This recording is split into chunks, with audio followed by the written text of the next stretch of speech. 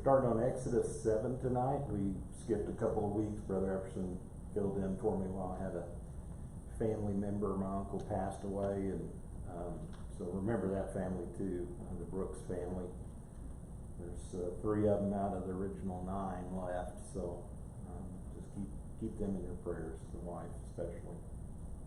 But we're starting in Exodus 7. We'll start in verse 1, just a minute. Just to recap, last week, Moses went to Pharaoh and he swung out.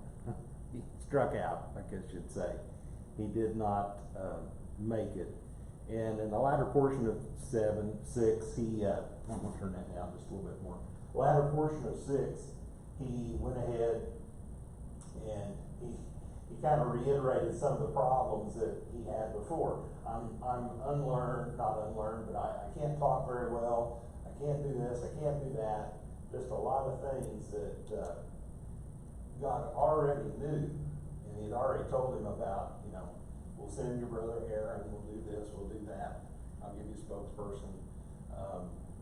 And right at the end, it looked like chapter 6, God was getting not really mad, but we would be getting really mad. But then it goes into the next chapter, and that seems to, in our occasion, we kind of see the mercy of God, okay? Because it says, and the Lord said unto Moses, see, I have made thee a god to Pharaoh, and that's a god with a little g. And Aaron, thy brother, shall be thy prophet. Thou shalt speak all that I command thee, and Aaron thy brother shall speak unto Pharaoh, that he send the children of Israel out of his land. God's just telling Moses again, I told you from when we first started, Pharaoh's not going to go for this. But we're going to make sure that Pharaoh will eventually do it, but you've got to wear him down. Okay? It harkens back to the story that Jesus told, the parable where the lady went with I don't know how they call him, but it's an unjust judge. And because she kept coming back, he just said, I'm tired of her, so I'm going to give in and give over just because, I don't want to deal with her anymore. And this is kind of what's happening here, only every time, it went back to Exodus 5, where Pharaoh said, who is your God? Who is this God? Well, that's the whole thing for these different plagues that's going to come up on Egypt. It's to prove that he is God, the I am. He tells them, first of all, it's I am. He's Jehovah. He's over the children of Israel. He's over every other god. So he's going to make Moses a god unto Pharaoh. It seems to Pharaoh. He's going to look to him as a god with, like I said, a little g. In the Bible, the rulers of the nations were basically gods to their people. Okay, they could do no wrong. Today, there are still places in the world that, those people that are in charge, whether they call them leaders, dictators, presidents, or whatever, they're still little gods in their own mind. I mean, they think themselves, and the people can't get out from under them. They can't do anything about it. Okay? Luckily, so far in America, we have a choice. Seems like that choice is getting smaller and smaller, but that's beside the point. It's not the point tonight. But it says that he's made you as God to Pharaoh, meaning that he is going to make him bow down and do what Moses wants. And because Aaron is speaking, okay, God said, okay, you're not going to be talking to a Pharaoh directly, it's going to be your brother Aaron. So Aaron is going to be as a prophet, if you follow that lineage or that line that he's laid down. So, just like we don't talk, or in the Old Testament people didn't talk directly to God, they talked to the prophet. And that's what they're gonna do, and then Aaron will talk to Moses, and Moses will then talk to God, to gather things back and forth. It tells us also in 2 Corinthians 3:2-3, it carries over, when Paul wrote to the believers, they are like letters written by Jesus that the whole world reads. People that won't look to God look at us. Those who won't read the Bible, they read our life. We have to remember that. Everything we do, we can do one little thing and it can destroy our image or our personality or whatever to somebody else. They thought we were a godly person or whatever. It's just one of those things that we have to be very careful, very, very wary, I'll say it like that, because out of the heart, we shouldn't even open our mouth sometimes. Some people don't have a filter. You heard that say? That's what we have to be careful of.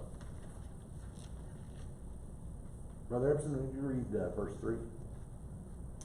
And I will harden Pharaoh's heart and multiply my sins and my wonders in the land of Egypt. Okay, he's going to harden his heart. Now what that means is he's going to make Pharaoh eventually bow down. Pharaoh's stubborn. We're stubborn as a stubborn people. When we don't want to do something, you know, if the wife or the husband or somebody, friend tells you to go take out the trash, okay. Did you mean right now? You know, I'm doing something else right now. I can do it, you know, in a minute or 2 or 5 minutes, and then you forget about it. Can you take out the trash? They do it again. But that's what's going to happen. That eventually it's going to get through to Pharaoh, but he's going to make it to where Pharaoh is going to basically kick Egypt or kick Israel out of Egypt. He's going to push them out. We don't want you here. Right now they couldn't, their whole society would be overturned if they had to rely on just their own people, because they had all the Israelite slaves. Now I've not read any, I need to look a little more on that. We talked about it a little bit, about how many they were. As they leave, we know there's about 2 million people, men, I think it said. I have to go back and do a little research, but when you go through all that, I'm sorry, it's 2 million people total, I think. When it goes through the men, then you count the families and the children and the wives and all that. They said it's maybe 2 to 3 million people. So we don't know how many people was in Egypt, but they've outnumbered them 2 to 1 almost, or maybe 3 to 1. How long, you know, I don't, maybe like you said, I don't ever remember reading it. I wonder how long it took from the time that God sent Moses to, you know, call Pharaoh and until the time they left. It was, you can kind of get a time frame when they give Moses his life. Here it starts out, and we'll read it in just a few minutes, that he's 80 years old. And Aaron, his brother's 83. We see that, so he was 3 years older. And Miriam is somewhere, we think, in between. I'd have to go back and look at the timing if she's before. I think she's after Aaron, so maybe. She couldn't have been, could she? She couldn't have been? She watched Moses when he was put in the river. Yes. So yeah. She would have to be Aaron older. was only Okay. she had to be the older. 3 or 4, yeah, maybe. I mean, she had to. Yeah, she had to be able to communicate with the lady. So you're probably right. Yeah. I don't know. I'd have to go back and look and see if it ever gives Miriam's age anywhere. But you're right. She would have to be old enough, 4 or 5, maybe a little bit older. So she may have been the oldest of the family. That's right. Well, who was the teenager? Teenager. I thought one of them was a teenager when Moses was in the river. Not necessarily. His mother was fairly young at the time. I mean, we don't know if she had any more kids after that. It doesn't really tell us. That I'd have to go look afterwards, but I don't think we see any more children. So it may have just been 3 children, or those may be the only 3 that we've learned about in that particular case. But when they come back, we don't see Moses' family. I mean, he's 80 years old now. So his mom and dad may have already died. May have or may have died on the way, or we don't know for sure. But in this, in the hardening of Pharaoh's heart, then it says he's going to multiply his signs and his wonders in the land of Egypt. Those are going to be the things that's going to be happening. And as we said, I think earlier, Egypt is, like many of the old areas, the countries over there, they had many gods that they related to, that they prayed to, that they had. And because of that, God's going to, because the people were so stuck in their ways, they're going to make sure that they know, God's going to make sure that the Egyptians know who God is. Pharaoh brought that up on himself, and because of that, everybody, when they leave, everybody's going to know who God is, the God of Israel. Okay? You want to read the next section, 4 through 7, Bertha? Starts at 4. I know, Okay. but we're, 4 to 7.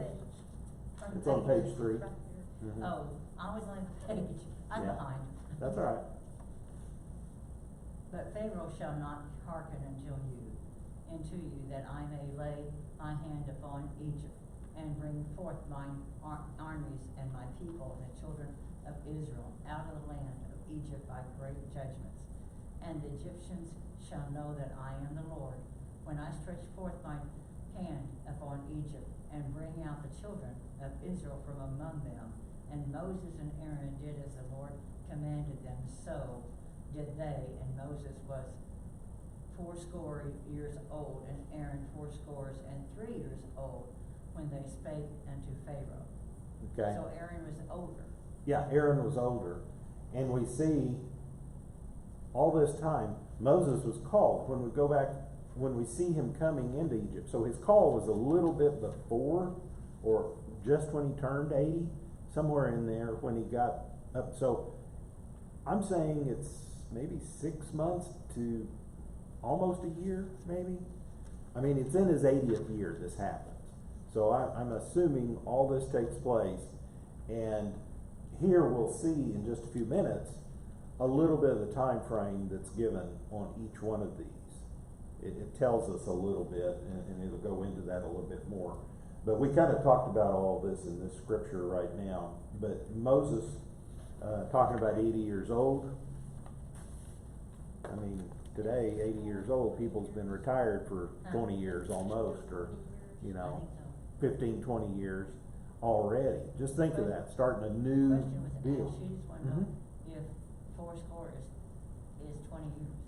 A score is 20, Is yes. score is 20. Yeah, Okay. yeah, a score is 20 years. So it's not 4 years, okay. No, 7 years ago, Abraham Lincoln's. Oh, And so Aaron was 3 years old. yeah, yeah, I didn't realize that Moses was 80 yeah, till now. yeah. He was 40 when he was left Egypt. And he spent 40 years basically in the wilderness, Yeah, so- finding himself. So he's 40 when he let him out. Right. And he was 80 when he let him out. Oh, He was 40 when he left Egypt, when he killed the person, Oh, okay. okay? Yeah. When he left and they were after him, Pharaoh was after him, he left, and that's when he went to the desert and found his family, his new family, with the camels and everything, feeding them.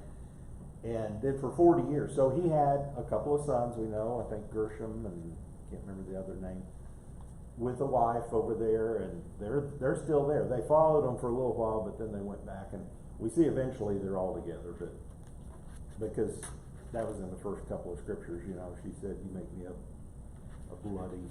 A Jewish custom, even around the time of Christ, 40 wasn't very old. I mean, No, no. One of the qualifications of a deacon is, and a bishop is not to be, what do you call it? When you're not very smart, I can't even think. Not smart, but immature. It's to be younger. Yeah, you Novice. A novice, yeah. Okay, so that, even Timothy, probably Timothy wasn't, he's talking about being a young man, but to us, young means 18 or 19, but Timothy's probably older than that. I think he's, yeah, a little bit older than that, but not a lot. I think Timothy was one of the younger. Of course, John Mark was probably the youngest. But Timothy was probably the one, because he wasn't converted until Paul went out and did his conversions, where John Mark was, probably, we think John Mark was following maybe one of the children that Jesus spoke with early on, or followed around, who knows? We don't know exactly, but John Mark was a part of Jesus' followers, of the people that was there, so. Would you like to read for us, Iris? 8, 9, and 10? Which one? 8, 9, and 10 on page 4. And the Lord spake unto Moses and unto Aaron, saying, When Pharaoh shall speak unto you, saying, Show a miracle for you, then thou shalt say unto Aaron, Take thy rod, and cast it before Pharaoh, and it shall become a serpent. And Moses and Aaron went in unto Pharaoh, and they did so as the Lord had commanded. And Aaron cast down his rod before Pharaoh and before his servants, and it became a serpent. Okay, this is one of the things that God showed Moses in the desert. Okay, well, one of them was the leprous hand. He said, put your hand in your bosom, in your robe, and then he brought it out and it was leprous, and then it went back and changed, and then he said, what's your hand? If you remember that, he changed that in. So that was one of the indications that he gave for Moses to do this. Here again, it was Aaron carrying the rod. We always think of it as Moses' rod, but right here it says, and say unto Aaron, take thy rod and cast it before Pharaoh. So was Aaron carrying the rod? Aaron was carrying the rod because Moses couldn't talk. He didn't talk to Pharaoh. Remember? All the time. Well, not very much. He didn't say anything that we know of. Aaron was the one with the eloquent tongue and that could speak. That's the way Moses said it would. Right, we got the impression that Moses was carrying the rod. And it talks about, when it talks about Aaron's rod budding in one place in the ark, it talks about Aaron's rod. It doesn't talk about Moses. We always get things a little bit mixed up because we don't read it. It says plain, I read it, still didn't think about it. Well, it's one of those. We talk about it, Moses told Aaron Chapter 11. to do it, and then, Aaron carried it out. Another thing that we see is, and it talks about, I don't know if it talks about here, yeah, there it is down in, under I. It talks about the Hebrew word for serpent. It's different. That word is a little different than the one that they used earlier on when Moses threw it down. Here it talks about a great tannin, which is either a great serpent, dragon, or even a crocodile. Now, since we aren't Hebrews and we don't know exactly what it was back then, everybody thinks it's a snake, and it very well could have been. But where are you at? In Egypt. And where was this close to? Let's see. The Nile River. Now it's not here. In just a little bit, it'll tell us exactly where they're at, but they're right there near the Nile River the next day, not particularly hill. But he's trying to show there's a god of the Nile River. And they worship it. And there's actually 2 or 3 different gods. One of them is kind of the flow of the river, and one of them is, they pray to the river that it'll overflow and it'll flood their fields to give it nourishment and water for all these different things that they're praying. So God is showing here again, he threw down the stick, the rod, it became this serpent, great serpent or whatever it was. Now what happened after that? The others turn. The magicians come, verse 11, 12, and 13. Would you guys like to read? Or not? Okay. That's fine. Okay, if you want to read 11, 12, and 13 for us, Janet. Then Pharaoh also called the wise men and the sorcerers, now the magicians of Egypt. They also did in like manner with their enchantments. For they cast down every man his rod, and they became serpents, but Aaron's rod swallowed up their rods. That's right. And he hardened Pharaoh's heart, that he hearkened not unto them, as the Lord had said. Now, So it was a big snake. it's a big snake, even a crocodile, if you want to say it that way, you know. And whatever it was, they did the same thing. These magicians, they did the same thing. Now, whether that was actually demon-induced at the time, it could have been. Somehow, some way, Satan has a mimicking of certain things. Okay? We see everything when he tempts Christ to ask for a piece of bread. You know, make this stone turn into bread. He said, don't, you're not going to tempt God. He says, don't do this. So Satan tries to destroy everything, no matter what it is. If you go back and see all the things that Satan wants to do, he wants to rise up, but he wants to put everybody down underneath him. God wants to bring everybody up to his level, to God's level. Now, we can't be God, but we can be associated with him more or closer with what God wants us to be. He wanted us to have fellowship with him. That's why he made us to be in the very beginning, to have fellowship with us. We broke that fellowship, or we broke that when Adam and Eve originally sinned. And that's why we're trying to make this up. We can't ever get there. That bridge is too far. That's why we had to have an intercessor, somebody in between and in a cedar, which is Christ, which gave us that ability. Anyway, the magicians of Egypt did this also, and every one of them threw it down. They became the same thing. And it talks about miracles are part of his arsenal, all this thing. And we'll see that in the later days too, because they are, in the latter days, that demonic power will show itself. You think maybe God let them do that to prove himself? I think he did, because I think Pharaoh was saying, ha ha ha, looky there, my magicians did it too, and then all of a sudden they started eating. He started eating theirs up, and he's like, oh, crud. Well, that's what I was thinking, there when the young man was blind. Yes. And they asked who sinned. Uh-huh. And God, He said, nobody. Jesus said nobody sinned. I mean, right. For the Lord may be glorified. They just. We'll see that a little bit later here in the last portion too. But yeah, he was going on. There's one thing I wanted to go back. I'll try to, maybe this week, try to get the message that Charles Spurgeon preached, the power of Aaron's rod.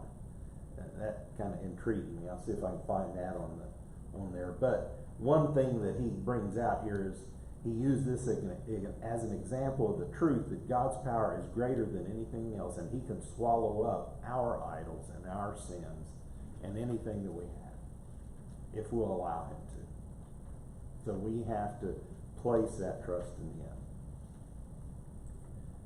Harold, do you want to read like 14, 15, and 16? 14, 15, and 16. Yeah, just half of that. I don't want you to read all. I mean, you can if you want, but I don't want to. And the Lord said unto Moses, Pharaoh's heart is hardened. He refuseth to let the people go. Get thee unto Pharaoh in the morning. Lo, he goeth out unto the water. And thou shalt stand by the river's brink against he come. And the rod which was turned to a serpent shalt thou take in thine hand. And thou shalt say unto him, The Lord God of the Hebrews hath sent me unto thee, saying, Let my people go, that they may serve me in the wilderness. And behold, hitherto thou wouldest not hear. Do you want me to? Sure, go ahead. Go on? Yeah, sure, go ahead. Thus saith the Lord, In this thou shalt know that I am the Lord. Behold, I will smite with the rod that is in mine hand upon the waters which are in the river, and they shall be turned to blood. And the fish that is in the river shall die, and the river shall stink, and the Egyptians shall loathe to drink of the water of the river. Okay?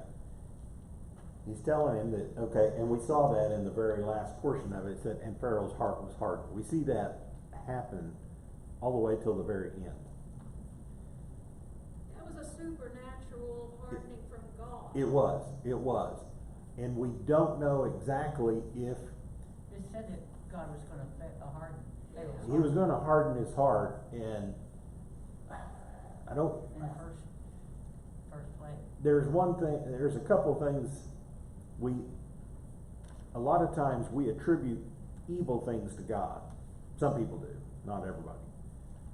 But all God has to do is take his hand off of something, and man becomes very evil. And I don't know exactly what that phrase means, how he hardens his heart. I think all he has to do is he turns his back on Pharaoh. As far as, okay, he's not listening to him anyway. He wasn't listening to his people, and he wasn't listening to God. He's trying to get his attention. And every time Pharaoh his stubbornness just rose up in him. Same thing with Job, when we go back in Job, and everybody said, well, he allowed Satan to buffet him. Well, yeah, it happens. People in this world get buffeted all the time.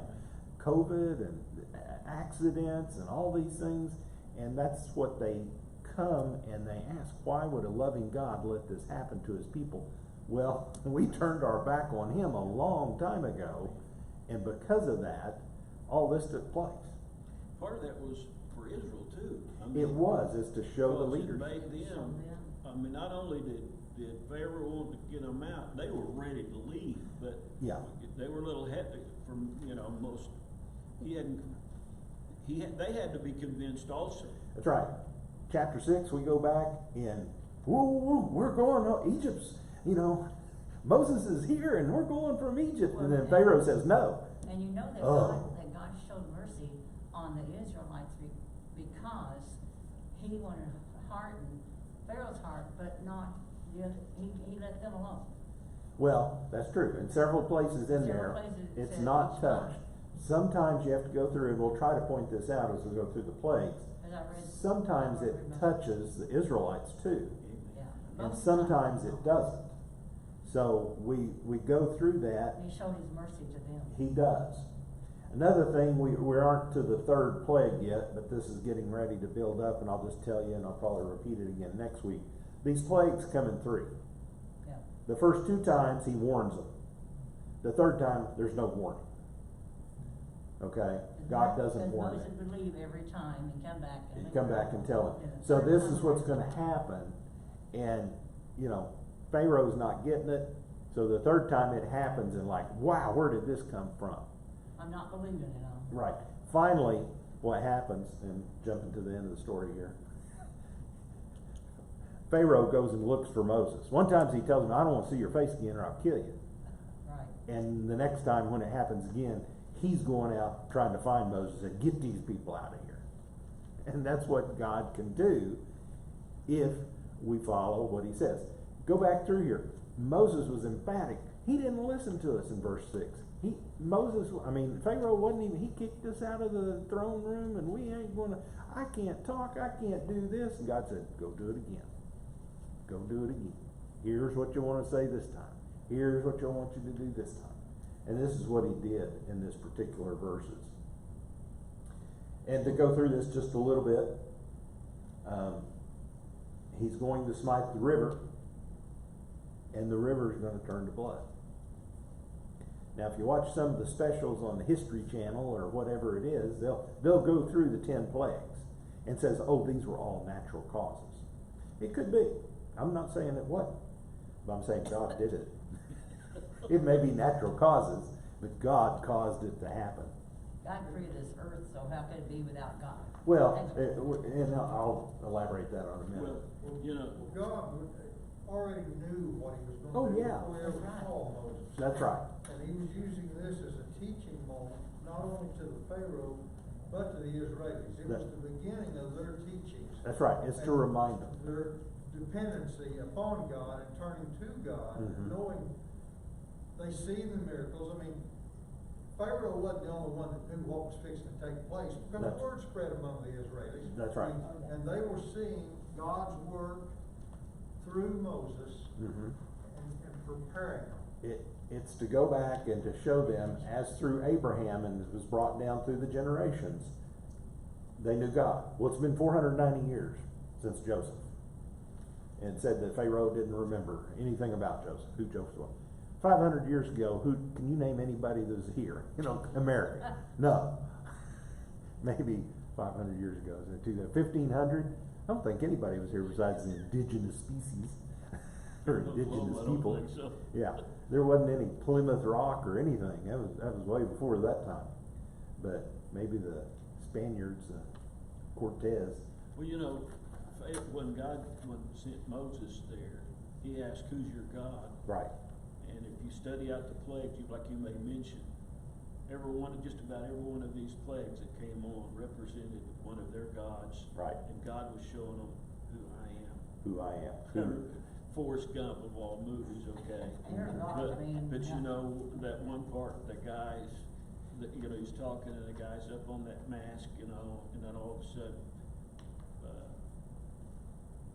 he said, and then I think God showed up, okay? Yeah, That's yeah. what God was doing right here. God That's was right. showing up. He showed up. He was showed showing them up. what, and that's what they had to do. It's been a while, and the people are trying to figure out what's going on.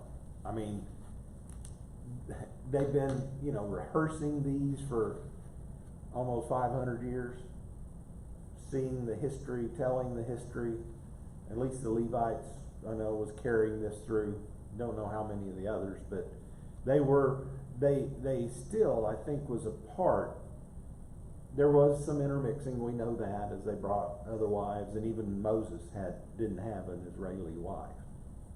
Okay, he had another wife, but we want to try to see God, or God wants us to try to see Him again, as way Abraham did, as the way Isaac did, each one of them as they went down through, and He's going to show them in this time frame, what's happening.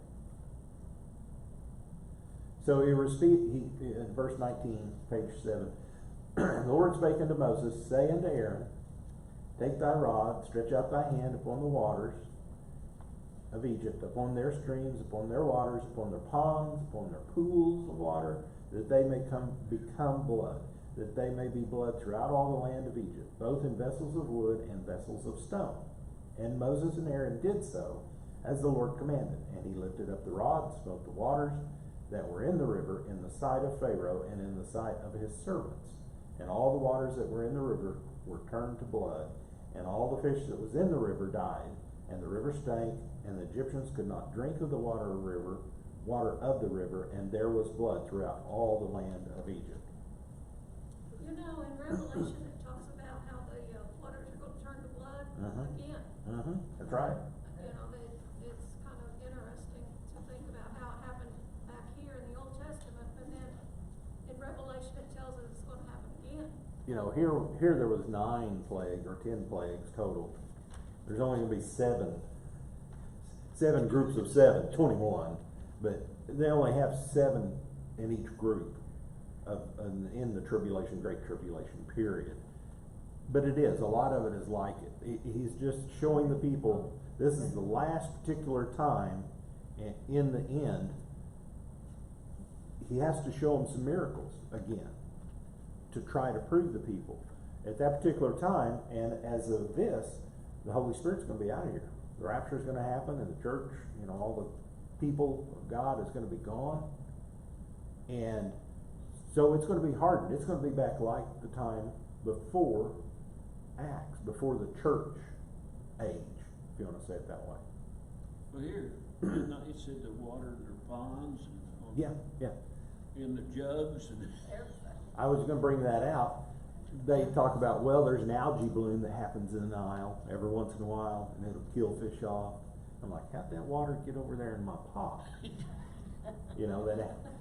I don't, you know, you strain the stuff that comes out of the river. Strange things And, happen. yeah, so all those things that were happening, yeah, you can put your what ifs on it, but they kind of leave out part of the Bible because all this other happens. Sometimes it doesn't Well, you know, explain what it's I heard that Martin Miles, he's out of Australia, and he made mention, he said, a lot of people know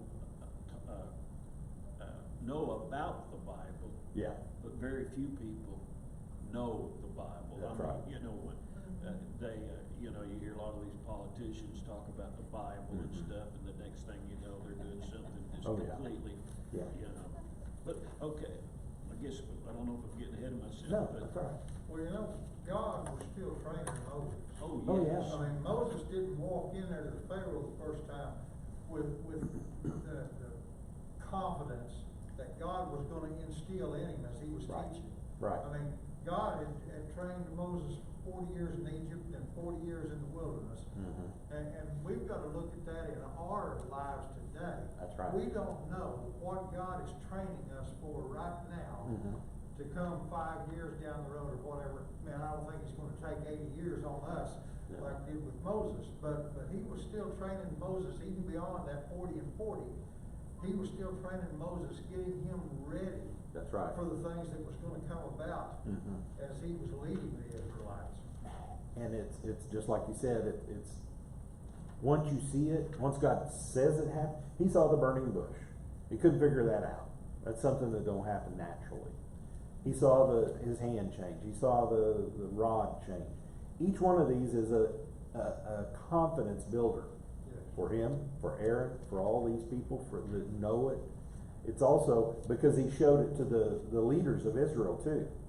God told him to go show these, and he did. The first two, you know, the leprous and his leper's hand and his rod.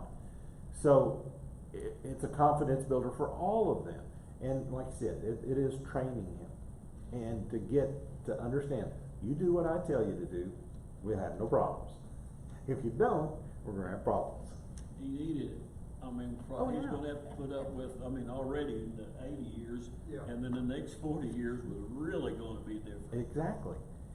You know, so just for this time period, we don't know how long it was, It's also like a he had to test, put up isn't it? with them. He had to It's what? also kind of like testing, isn't it? Yeah, it is for him. It is for him. Each one, every time something happens in our life, it's a test. Okay? But as I said, God tests us to prove us. He doesn't test us to make us fall. Right. No, right. Satan is the one that wants to trip us up Also and makes put us stronger, put too. it will. So, okay, let's go on down. Oh, it does talk about, and I don't know, it talks about in the three little eyes here. Well, it talks about the Egyptian and two eye. The Egyptian god Cunan was said to be the guardian of the Nile, and this showed he was unable to protect his territory. The god Hapi was said to be the spirit of the Nile and was brought low by this plague. The great god Orisis was thought to have the Nile as his bloodstream.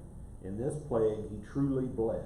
The Nile itself was worshipped as a god, and there are papyri or writings recording hymns sung in praise of the river.